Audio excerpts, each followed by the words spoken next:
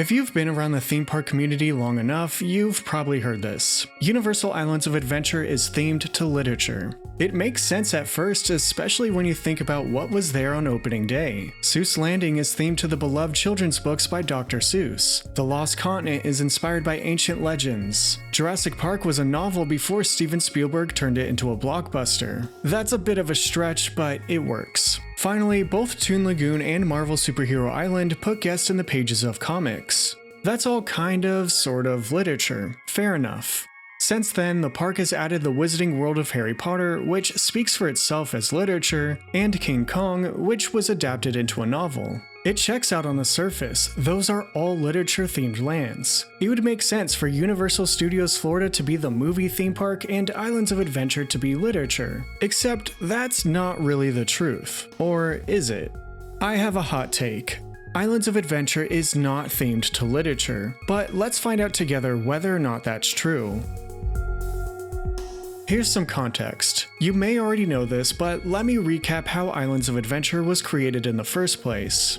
Before Islands of Adventure, Universal Orlando had plans to build a second gate called Cartoon World. The concept was entirely themed to cartoons with a variety of lands from the illustrated work of Dr. Seuss, Jay Ward, and Warner Brothers properties such as DC Comics and the Looney Tunes. Cartoon World would have attractions based on characters including the Cat in the Hat, Dudley Do-Right, Popeye the Sailor Man, Superman, Batman, and the Looney Tunes, among others. Some of those themes may sound familiar if you've been to Islands of Adventure, but what happened to the others? Allegedly, Warner Brothers pulled out of the project, leaving Cartoon World with a lot of gaps. At this point, Universal scrounged together the leftover intellectual properties, that being Dr. Seuss and Jay Ward characters, and acquired the theme park rights to Marvel Comics in place of DC. Meanwhile, Universal had been working on a Jurassic Park attraction for Universal Studios Florida, but those plans were shifted over to the second gate to fill some gaps. It was a scramble, but Universal was able to swap out the different themes, after Warner Brothers reportedly backed out. This new assortment of intellectual properties became the park we know today as Islands of Adventure. The park had one more spot to fill, but Universal decided to use that area for public domain themes instead of licensing another intellectual property. This land became the Lost Continent, which is based on ancient myths and legends. Not specifically literature, but maybe that's debatable. During development, the Lost Continent was casually referred to as the Land of Public Domain or Lost Concepts. That's the simple reason why the Lost Continent was built, because the themes were public domain. As you can see, Islands of Adventure was formed with the scraps of the unbuilt Cartoon World and a few stragglers. It wasn't designed to be a literature-themed park. It was more of a coincidence due to the circumstances. Don't take it from me, let's hear what the designers had to say. Before the park opened, the director of creative development for Islands of Adventure, Dale Mason, mentioned in a 1998 interview, quote, "Because the elements were so disparate with Dr. Seuss and Jurassic Park, that's where we got the concept of islands," unquote. No mention of literature, just islands. Actually, if you pay close attention, this quote even hints the themes have nothing in common. I won't bore you by reading a bunch of old quotes, but here are a couple more examples from the park's opening year. One from A Helping Hand, pause if you'd like to read, and one from a spokesperson. Again, only islands, no literature. In defense of the literature theme, I recall some quotes from park representatives acknowledging this topic shortly after Islands of Adventure opened. However, I have not been able to find any such quotes again, even though I have searched for hours while making this video, so I can't confirm it at this time. If you have found what I'm talking about, please share it. Official statements on this topic are difficult to find. Even then, I haven't seen one from before the park's opening, which leads me to believe this fact was more of an addendum for marketing purposes. If memory serves, Universal has acknowledged the literature theme, but I have a hard time believing the park was designed with that in mind.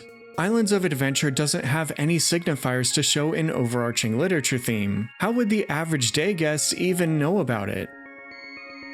There's still one land we haven't talked about yet. When you walk into Islands of Adventure, you're greeted by a land called Port of Entry. This is basically the Main Street USA of the park. If Islands of Adventure were a literature-themed park, wouldn't Port of Entry reflect that idea?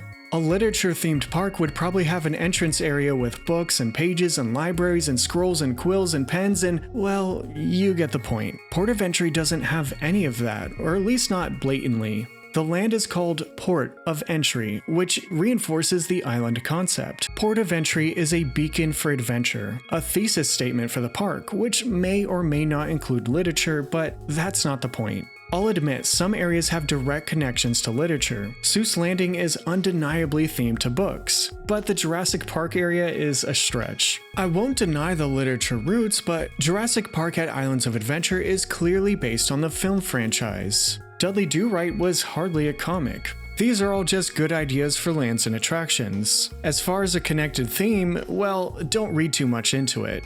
I could go on about how the lands, for the most part, are connected by bridges, which matters because the islands are separated by water, but I think you get the point. If you ask me, Islands of Adventure is not truly a literature-themed park. It coincidentally has some literature-based intellectual properties, but what is the park's theme? Well, it's in the name, Islands of Adventure. That's all you need to know. It's simply a compilation of adventure. That's first and foremost, any other theme is secondary. The park's executive art director Norm Newberry came up with the name Islands of Adventure, and the themes resulted once Cartoon World dissolved. The literature connection is more of a coincidence than a rule. So, hypothetically, if Universal wants to replace The Lost Continent with Zelda, a non-literature video game franchise, that's not ruining any supposed literature theme. It's an adventure, so it fits. But what do I know? I'm just a theme park fan with a microphone and internet access. What are your thoughts? Is it time to turn the page on the whole Islands of Adventure literature theme, or do you think there's some truth to it? Anyway, thanks for watching. Make sure to subscribe here for more videos like this. Thank you. Until next time, stay amused.